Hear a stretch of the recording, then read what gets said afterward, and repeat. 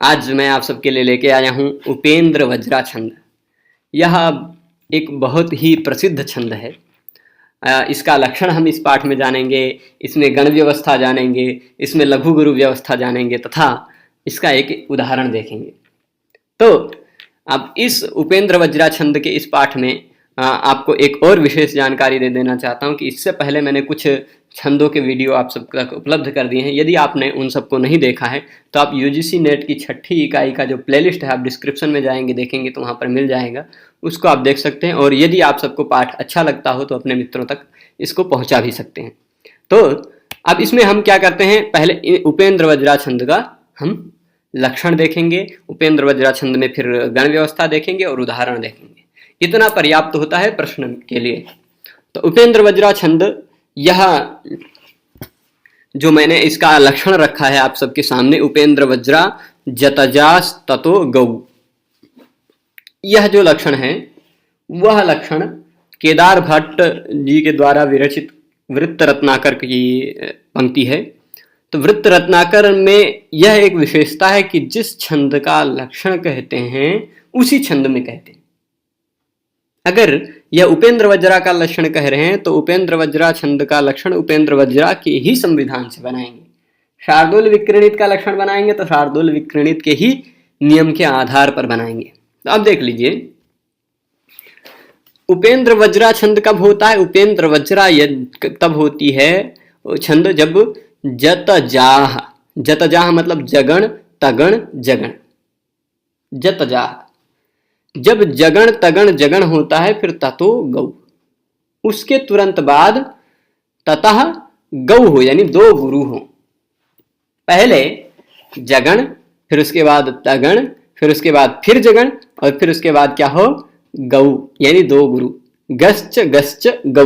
तो अब देखिए उपेंद्र वज्रा का मैंने यहां भी लिख दिया जतजा, मतलब ये देख लीजिए ज यहां आ गया, त यहां आ गया, फिर जाह ये यहां आ गया, जत जाह ये 3 गण हो गए, फिर ततः यानी उसके बाद क्या है, गौ, यानी 2 गुरु हैं। ये व्यवस्था हो गई। ये भी एक 11 वर्ण वाला ही छंद है। इससे पहले जो हमने कल इंद्र वज्रा छंद को पढ़ा था उसमें भी 11 ही वर्ण थे। इंद्र वज्रा छंद और इस छंद में क्या अंतर है, उसमें भी तुरंत बाद में तगण जगण गुरु गुरु थे, पर वहां क्या था, तऊ जगौगा था। तऊ यानी 2 तगण थे, फिर जगण फिर गुरु फिर गुरु। यहां पहला गण केवल बदल गया है, उसमें पहला गण तगण था, इसमें पहला गण जगण हो गया और सब समान है। तो और सब समान है, उससे क्या अंतर हुआ, क्या अंतर हुआ यह समझिएगा। तगण में क्या होता है, 2 गुरु फिर 1 लघु होता है, यहां पहला लघु हो गया। और देख लीजिए इस तगण से इस जगण में कितना अंतर है, बस 1, ये पहला गुरु हो जाता तो ये भी तगण हो जाता। तो केवल ये समझ लीजिए इंद्र वज्रा और उपेंद्र वज्रा में केवल पहले वर्ण का अंतर है और सब समान है। इंद्र वज्रा छंद का देखेंगे तो यहाँ तगण था, इस जगह पर तगण था, ये जो जगण है तो तगण यानी गुरु गुरु और फिर लघु होता है, यहाँ लघु गुरु लघु हो गया, यानी पहला वर्ण केवल बदला है और सब कुछ इंद्र वज्रा की तरह ही है। तो वहां तऊ यानी 2 तगण थे, फिर जगौ गह। तो अब देखिए इसका मैं उदाहरण बताता हूं। उदाहरण जानने से पहले मैंने एक चीज और भी बताई है कि जिस छंद का लक्षण होता है उसी छंद में होता है। तो हम घटा लेते हैं, पहले जगण होना चाहिए, यानी पहला लघु फिर दूसरा गुरु फिर लघु होना चाहिए। तो देख लीजिए उपेंद्र, उ लघु पे गुरु और द्र लघु, तो ये जगण यहां फिट बैठ रहा है। फिर तगण देख लीजिए काले कलर में है चारों पंक्तियों में, यहां भी ऊपर ही लक्षण में भी। तो तगण क्या है, वज्राज, देख लीजिए दोनों गुरु, व गुरु ज्रा गुरु और ज लघु। इसके बाद फिर जगण होना चाहिए, यानी पहला लघु दूसरा गुरु तीसरा लघु, ऐसा होना चाहिए जगण में। तो देख लीजिए त लघु फिर त लघु, पर बीच में जो जा है वह गुरु है। फिर ततो गौ, मतलब उसके तुरंत बाद क्या होना चाहिए, 2 गुरु होने चाहिए। तो देख लीजिए तो गुरु है, गौ गुरु है। तो यहां भी उपेंद्र वज्रा छंद का लक्षण एकदम से स्पष्टतः आप समझ गए हैं। पर इन 4 लाइनों में आप देखेंगे, 4 लाइनों में भी क्या उपेंद्र वज्रा छंद का लक्षण स्पष्टतः अवगंतव्य है कि नहीं है। तो आप देखिए कि पहला गण क्या होना चाहिए, जगण होना चाहिए, पहला गण क्या होना चाहिए? जगण होना चाहिए। अब जगण देख लीजिए क्या है, इसमें चारों चरणों में जगण है पहला कि नहीं है? तो चारों चरणों में एक ही चीज है, एक ही शब्द है, त्वमेव। एक जगह देख लेंगे, सब जगह देखने की जरूरत ही नहीं। त्वमेव में देख लीजिए त्व लघु है। क्यों त्व लघु है भाई?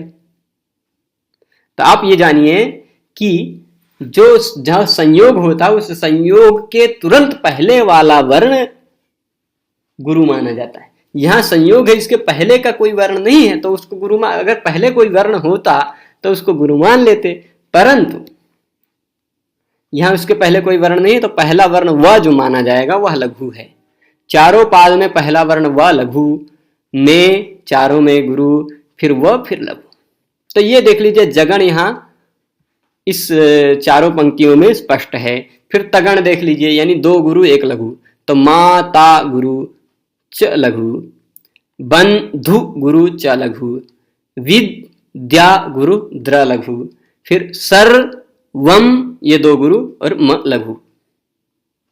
फिर उसके बाद फिर जगण होना चाहिए, यानी लाल कलर में मैंने जगण को रखा है तो देख लीजिए, यानी दोनों किनारे वाले लघु, बीच का गुरु, तो पी लघु, ता गुरु, त्व लघु, फिर स लघु, खा गुरु और त्व लघु, फिर उसी तरह वि लघु, णम गुरु और त्व लघु, फिर म लघु, दे गुरु और व लघु। तो इस तरह से चारों चरणों में हमने ये भी देख लिया कि जगण भी स्पष्ट है। अब दो गुरु होने चाहिए, देख लीजिए में और दे, चारों ये गुरु है। यहाँ चारों चरणों का अंतिम वर्ण व लघु दिख रहा है, पर पाद का अंतिम वर्ण व पादांतो गुरुज्ञ। पाद का अंतिम वर्ण आप गुरु मान सकते हैं विकल्प से, और दूसरी तरह से भी मैं बता देता हूं। इस पहले पाद का अंतिम वर्ण क्या है, गुरु माना जा सकता है दो तरह से। एक तो पाद का अंतिम वर्ण है इसलिए, और दूसरा कि उसके तुरंत बाद संयोग है, तो इस आधार पर भी ये वा गुरु माना जा सकता है। यह पाद का अंतिम वर्ण है, इसके तुरंत बाद संयोग है। यह भी पाद का अंतिम वर्ण है पर इसके तुरंत बाद संयोग है। दोनों आधारों पर भी गुरु माना जा सकता है, पर यहां तो वही एक ही आधार रहेगा कि पाद का अंतिम वर्ण गुरु मानना चाहिए। तो अब इस तरह से हमने क्या किया, उपेंद्र वज्रा छंद का एक लक्षण जाना।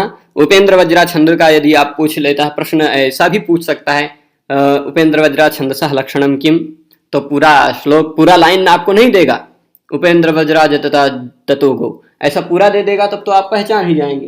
तो केवल ऐसे दे देगा जगण तगण जगण गुरु गुरु, ये किस छंद का लक्षण है, या ऐसे ISI SSI ISI SS ऐसा लिख के दे देगा, ये किस छंद का लक्षण है। तो ये भी आपको पहचानना पड़ेगा कि ISI यानी जगण है, ज भा न, ये जगण है।